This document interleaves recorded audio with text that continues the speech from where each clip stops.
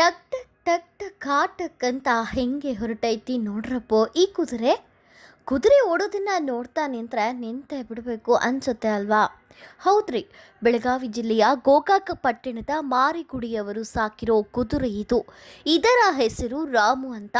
ಇಡೀ ಕನ್ನಡ ನಾಡಿಗೆ ಅಷ್ಟೇ ಏಕೆ, ನೆರೆಯ ಮಹಾರಾಷ್ಟ್ರ, ಗೋವಾ, ತಮಿಳುನಾಡು, ಆಂಧ್ರ ಪ್ರದೇಶ ಮುಂತಾದ ಕಡೆಗೆ ಪ್ರದರ್ಶನ ನೀಡಿದ್ದ ಕುದುರೆ ಇನ್ನು ನೆನಪು ಮಾತ್ರ.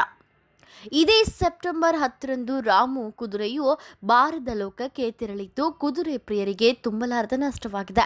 ಮಂಗಳವಾರದಂದು ತಡರಾತ್ರಿಯೇ ಬಬಲಾದಿ ಅಜ್ಜನವರ ಸಾನ್ನಿಧ್ಯದಲ್ಲಿ ಕುದುರೆಯ ಅಂತ್ಯಕ್ರಿಯೆಯನ್ನು ವಿಧಿವಿಧಾನಗಳ ಅನ್ವಯ ನೆರವೇರಿಸಲಾಯಿತು.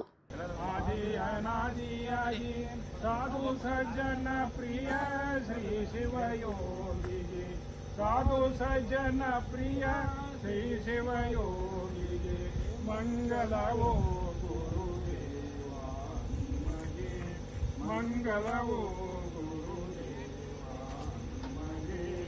ಹಿರಿದುಕಿರುನಿಗೆ ಅರವೆ ಮರವೆನಿಗೆ, ಹಿರಿದುಕಿರುನಿಗೆ ಅರವೆ ಮರವೆನಿಗೆ, ಮೆರೆಯುವ ಕೊನ್ನೂರ ಕಾಳಸಿದ್ದೇಶ್ವರಗೆ, ಮೆರೆಯುವ ಜಗದ್ಗುರು ಕಾಳಸಿದ್ದೇಶ್ವರಗೆ.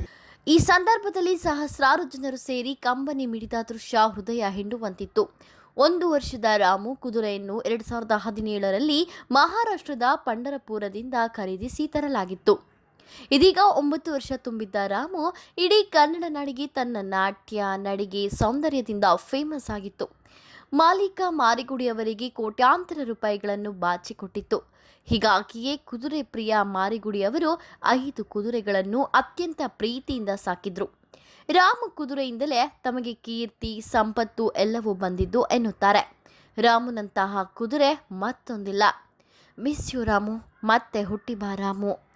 ರಾಮುವನ್ನು ಕಳೆದುಕೊಂಡ ಮಾರಿಗುಡಿಯವರಿಗೆ ದುಃಖವನ್ನು ಭರಿಸುವ ಶಕ್ತಿಯನ್ನು ದೇವರು ಕರುಣಿಸಲಿ ಎಂದು ಪ್ರಾರ್ಥಿಸೋಣ.